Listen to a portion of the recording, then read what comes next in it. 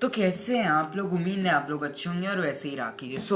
इस वीडियो में हम लोग करने वाले हैं मैग्नेटिक इफेक्ट्स जो कि बहुत बड़ा अपना चैप्टर था और मेरे को पता है कि वीडियोस की लेंथ भी काफ़ी लंबी थी, इसलिए बहुत मेहनत लगी उसको बनाने में।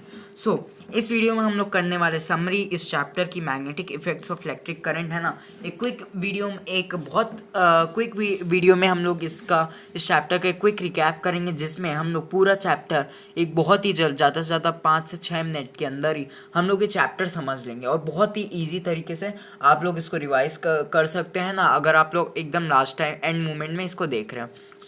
इस चैप्टर में हम लोग सारे टॉपिक्स एकदम जल्दी से रिवाइज कर लेते हैं। क्या क्या हमने पढ़ा।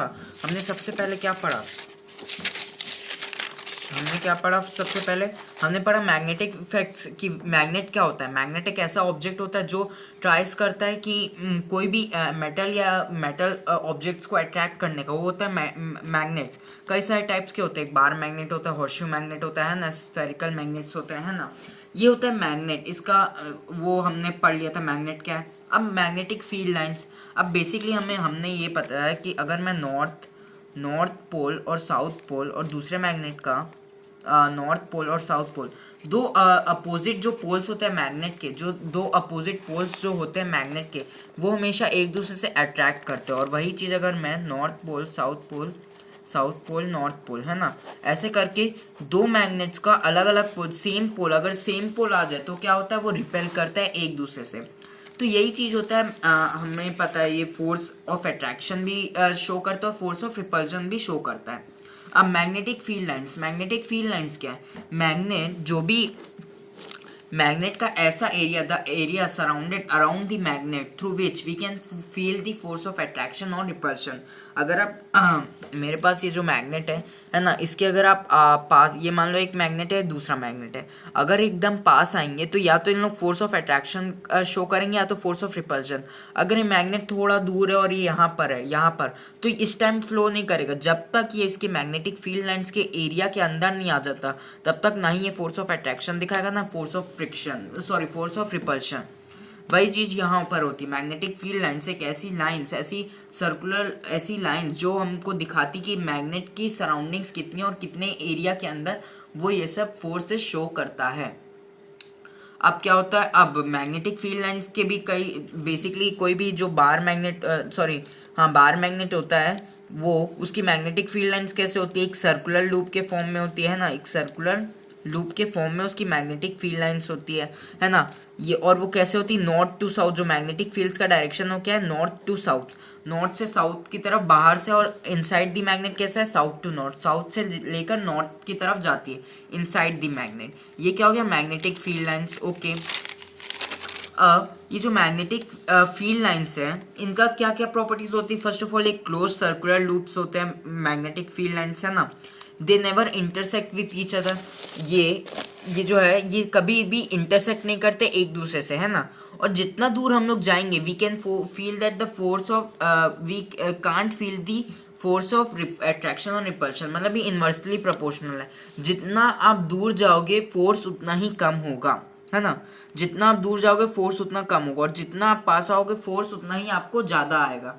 तो ये होता है कि कैसे आपको पता चलता है, मतलब डायरेक्टली प्रोपोर्शनल डिस्टेंस के, इन्वर्सली, जितना ज़्यादा डिस्टेंस होगा उतना फोर्स कम होगा, और जितना कम डिस्टेंस होगा उतना फोर्स ज़्यादा होगा। तो यही होता है क्या, आपका बताने के लिए कि क्या होती है मैग्नेटिक फील्ड। उसी के साथ हमने पढ़ा Maxwell right hand thumb rule, जिसमें हमने क्या पढ़ा, direction of the current. Maxwell right hand thumb rule, right hand ले लो, है ना। उसने क्या बताया, ये जो थंब है मेरा, वो डायरेक्शन बताता है हमारे करंट का। और अगर इस थंब को मैं अपवर्ड्स ले लूँ, जैसे ये अपवर्ड्स ले जाऊँ, और ये जो मेरे कर्ल्स होते हैं, है ना, ये जो कर्ल्स होते हैं मेरे, ये आपको क्या बताते हैं, ये आपको बताते हैं direction of the magnetic field. ये ऐसे, तो ये हमको बता रहे हैं कि जो डायरेक्शन है मैग्नेटिक फील्ड का, वो यहाँ से होकर यहाँ पर आ रहा है। ये होता है Maxwell right hand thumb rule, जो हमारा बताता है direction of the magnetic field. ये जो फर्स्ट ऑफ ऑल थंब को मान लो करंट जो फ्लो हो रहा है हमारे इलेक्ट्रिसिटी में, अब ये जो कर्ल्स जहाँ पर रोटेट होंगी उनसे हमें पता चलेगा कि कैसे जो है डायरेक्शन ऑफ मैग्नेटिक फील्ड होता है।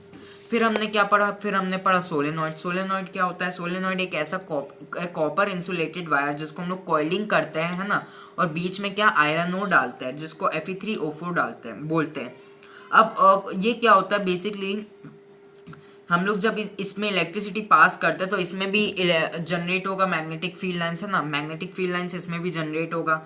और ये इसमें आयरन और ही क्यों यूज होता है, क्योंकि आयरन और इसलिए यूज होता है क्योंकि ये बहुत ही जल्दी मैग्नेटाइज और डीमैग्नेटाइज हो जाता है, इसलिए हम लोग इसको आयरन हम लोग इसमें यूज करते हैं। अब हम लोग क्या समझे, है ना, कि आर्टिफिशियल मैग्नेट और नेचुरल मैग्नेट में क्या डिफरेंस होता है। तो आर्टिफिशियल मैग्नेट्स कौन बनाता है, ह्यूमंस बनाते हैं। नेचुरल मैग्नेट कौन बनाता है, नेचर बनाता है। कौन पावरफुल होता है ज़्यादा, आर्टिफिशियल मैग्नेट होता है क्योंकि उसमें ज़्यादा अमाउंट ऑफ इलेक्ट्रिसिटी रहती है। और लो पावरफुल कौन होता है, नॉन नेचुरल मैग्नेट। और इसका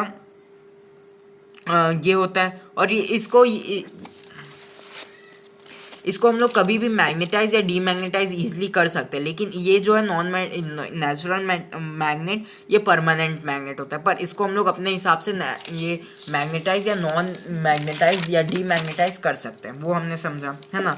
अभी जो सोलेनॉइड है इसका वो क्या होता है, क्या कहते हैं, सोलेनॉइड का मैग्नेटिक फील्ड का डायरेक्शन क्या होता है, वो भी सेम रहता है जैसे हमने पढ़ा नॉर्थ टू साउथ। अगर ये नॉर्थ है तो ये यहाँ से जाके साउथ में आ जाएगा, ये नॉर्थ है साउथ में जाएगा। और इनसाइड द मैग्नेट कहते हैं साउथ टू नॉर्थ। ये भी सोलेनॉइड भी एकदम बार मैग्नेट की तरह है।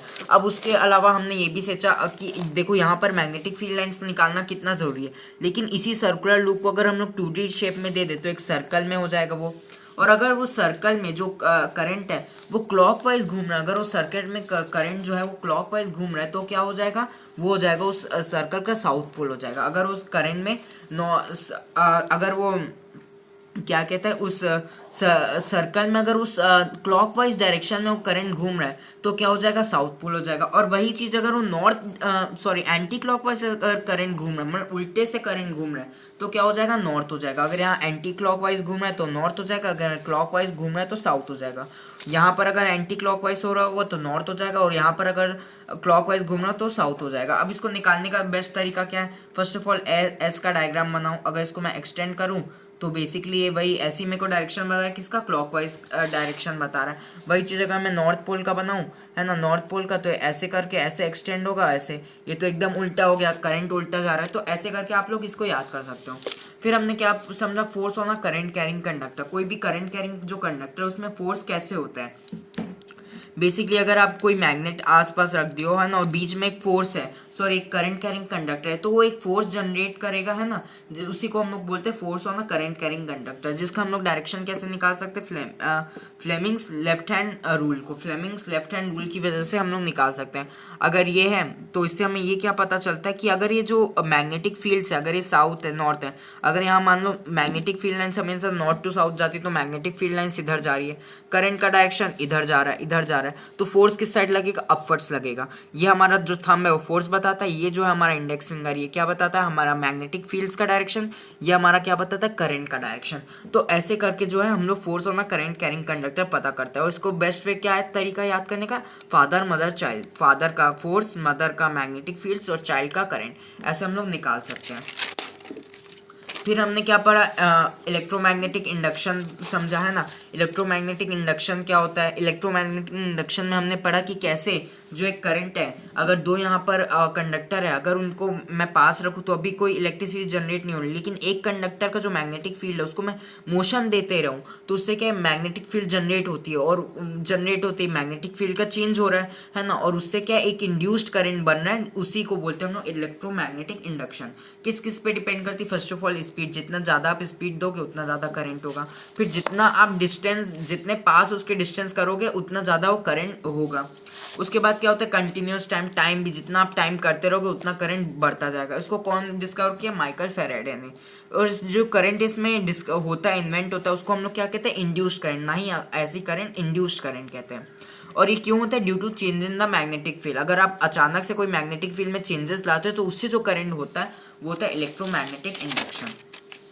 फिर हमने मोस्ट इंपॉर्टेंट पढ़ा इलेक्ट्रिक मोटर। इलेक्ट्रिक मोटर में हमने क्या पढ़ा कि जो इलेक्ट्रिक मोटर क्या होता है, एक ऐसा मोटर होता है जो इलेक्ट्रिकल एनर्जी को मैकेनिकल एनर्जी में कन्वर्ट करता है। ये किस प्रिंसिपल पे वर्क करता है, force on a current carrying conductor, उस पर वर्क करता है। अब इसमें क्या है, ये हमारा डायग्राम है एक इलेक्ट्रिक मोटर का, ये मान लो, है ना, ये सही है, ये हमारा डायग्राम है। इसमें हमने क्या देखा कि जो करंट है ये पहले इधर से जा रहा है इधर, यहाँ पर जो हम लोग पहले इसका फोर्स का डायरेक्शन निकालेंगे, फोर्स का डायरेक्शन निकालने के बाद डाउनवर्ड आ रहा है और यहाँ पर अपवर्ड, तो ये डाउनवर्ड हो जाएगा, ये अपवर्ड हो जाएगा, तो एक रोटेशन मोमेंट देगा। फिर 180 डिग्री के बाद ये अगर मान लो ये जैसे ये ए बी है, ये सी डी है, तो ये ए बी ऐसे अपवर्ड होगा और ये सी डी डाउनवर्ड होगा, तो 180 डिग्री के बाद इन लोग अपनी अपोजिट डायरेक्शन में आ जाएंगे। तो उसके लिए जो स्प्लिट रिंग है ये पूरा ऐसे करंट, ये भी घूमती है तो ये भी करंट को ऐसे चेंज कर देती है। अब करंट अपोजिट साइड लगेगा। अब यहाँ पर जहाँ पर सी डी जो था पहले, सॉरी ए बी जो था अपवर्ड लेता था, वहाँ पर अब ये डाउनवर्ड होगा, तो अब ये डाउनवर्ड होगा, ये अपवर्ड, तो ऐसे करके हमारा पूरा एक सर्कुलर मोशन चलता है। तो ये था इस इलेक्ट्रिक मोटर में हमने पढ़ा। तो ये पूरा चैप्टर हमने ख़त्म कर लिया। So that's it for today. मिलते हैं अपने नेक्स्ट वीडियो में, तब तक के लिए बाय।